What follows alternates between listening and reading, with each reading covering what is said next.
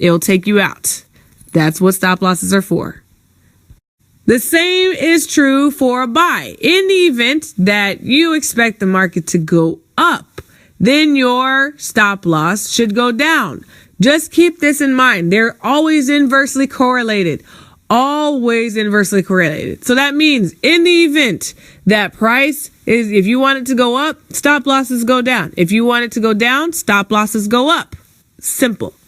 In this right here, to calculate your stop loss, and look, after going through and understanding how many pips is necessary, down the line, we'll talk to you more about risk management. You'll have a better understanding of risk management, because that's actually the most important part of trading, is having a really good risk management plan.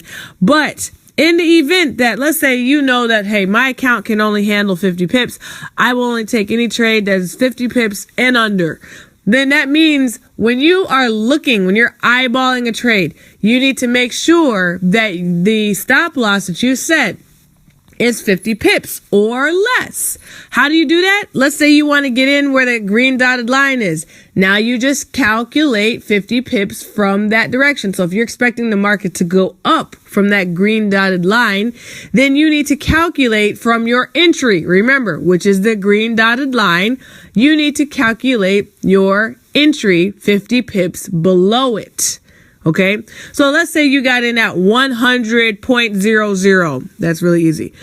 And you know that, well, I want my stop loss to be 50 pips below that. Well, then your stop loss should be 100.50. Does that make sense? Okay. Why? Remember, in this situation, this was going to be a buy, so your stop loss should be below. So on a sell, guys, it's going to be very similar to what you saw in the buy. Remember, in a sell, you're expecting price to go down. So that means your stop loss should go above. So let's say that green dotted line was at 104.50. All right. Let's pretend it was at 104.50. Ignore all those numbers on the side. Let's just pretend. Are you getting me? Pretend the green line you entered on 104.50. Let's say you wanted to have a 50 pip risk. That means your stop loss should be set to 105.00. Why?